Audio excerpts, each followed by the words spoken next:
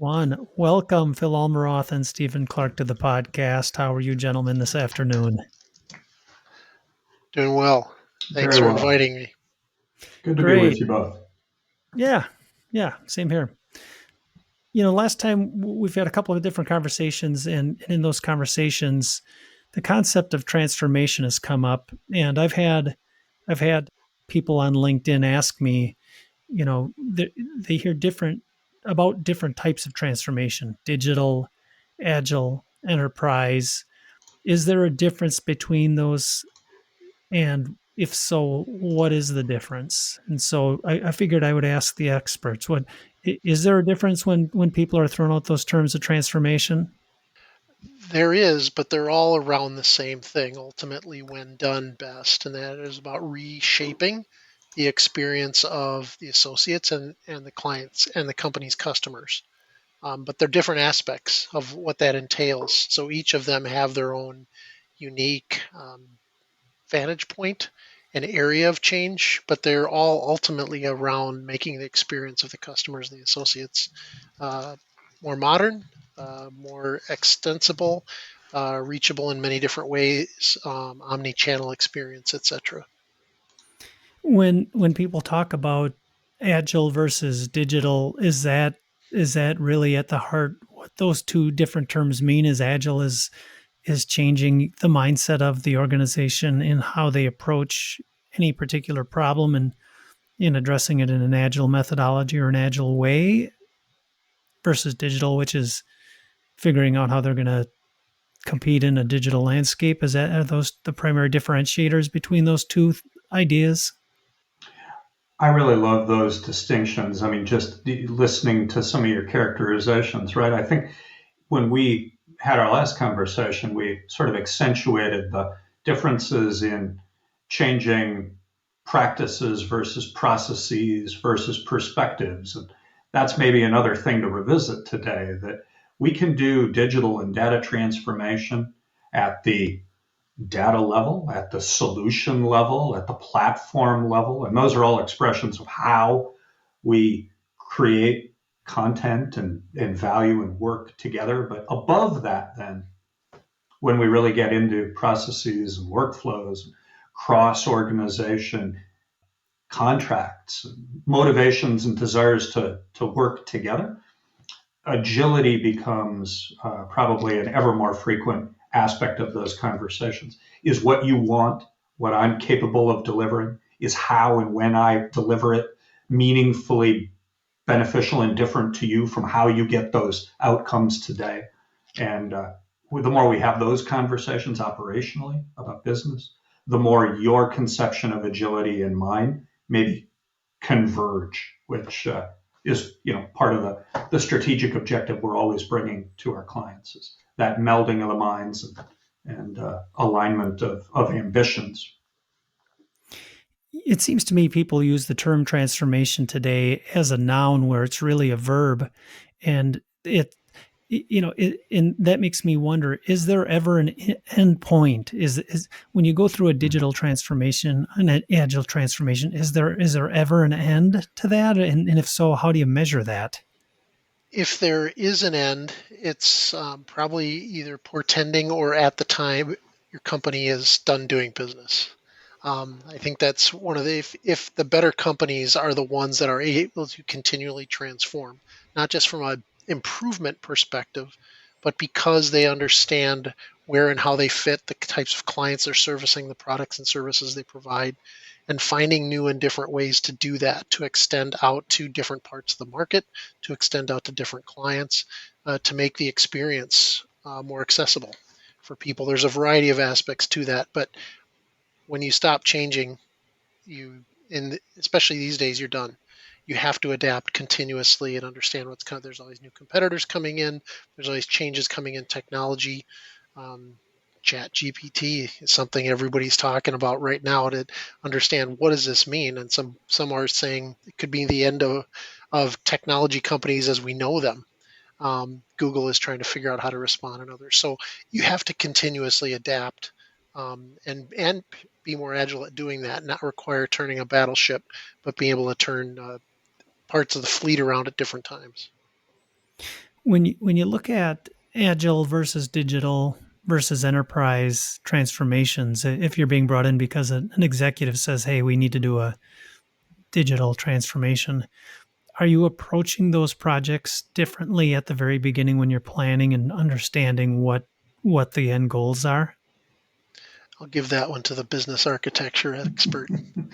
Well, we hope so, right? We hope we're not running too fast, right? And often we're talking to our clients or our emerging clients to gain a sense of their sense of urgency because different timelines are all equally valid and they allow us different amounts of freedom to determine what the units of measurement of success look like.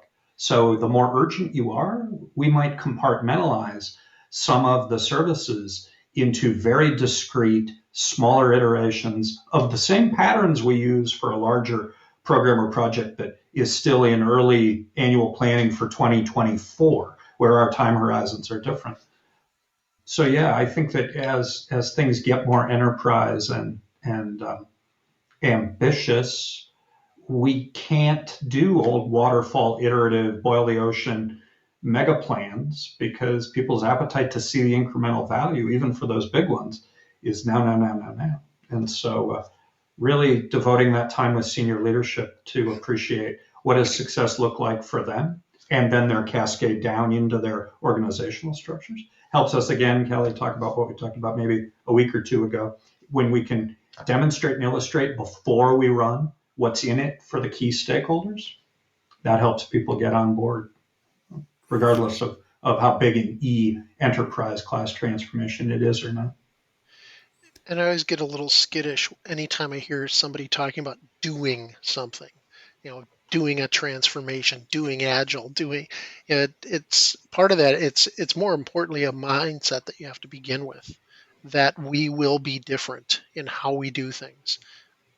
A lot of companies early in the days of the Industrial Revolution, as we moved through cycles of that, they ended. They weren't able to adapt.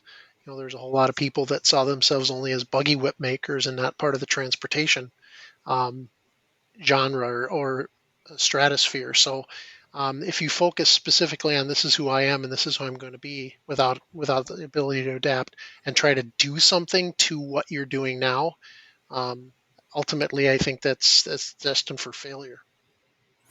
Can you have digital transformation without having enterprise transformation? I mean, the way that systems work nowadays, Stephen, I see you nodding your head. So that is possible.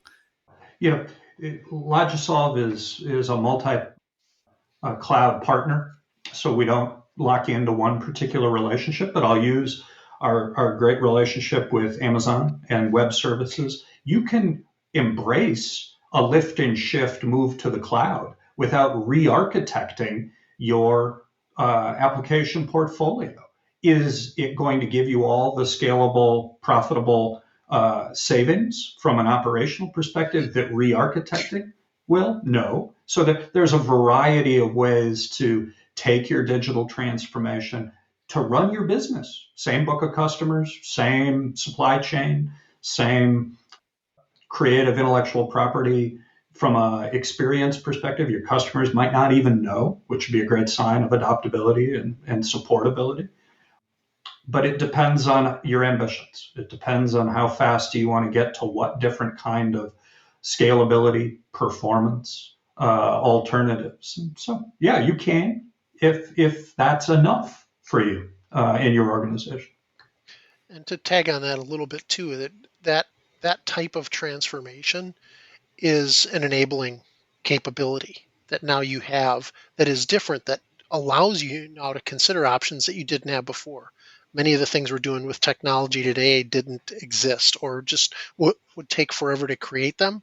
Now that technology is changing so quickly, you have the ability now to adapt, to change faster. That will ultimately bring around a change to your organization. Um, you can't ignore the fact that something needs to change, but now I have a capability, as Steven's pointing out, to do something different that I couldn't imagine before. Final question for you, and this maybe is it depends kind of answer. I don't know, but I'm curious. In your minds, is an agile transformation or a digital transformation a bigger a bigger project, a bigger concept to go after? And is there more return on investment on one versus the other? Digital versus agile. So I feel like agile is probably dealing with internal culture and getting people to think differently as an entire group, whereas digital, like Stephen is saying, maybe that's going to cloud and doing using technology that's well developed and starting, getting halfway there just by making that one decision. Do you have opinions on if agile or digital is more important for customers to approach first? Yes, Phil's standard consultant answer, it depends. And Stephen pointed out, what's your aspirations? And what is it that you really want and need to be able to do? Are you resource heavy and need to find a way to do things and adapt the way that your people work and the way that the organization is able to respond and how quickly they can respond to changing customer needs? That's about agility. Your digital transformation is more about creating those enabling capabilities that can further an agile transformation, that can further and deepen how you relate to your customers. But those are more enabling. The agile transformation is more around how you do those things, how you engage, the kind of experience that you want people to have. So both can be done. It depends on where you're at. You may be solid technologically, but no, you need to deal differently with your customers, or vice versa. So I think it depends on what your aspirations are. And that is a great answer. And I appreciate both of your time. That's a quick 12 minutes. Thank you, everyone, for watching and listening to the podcast. And have a great weekend. Thanks, Thanks, gentlemen. Kelly. Thank you. See ya.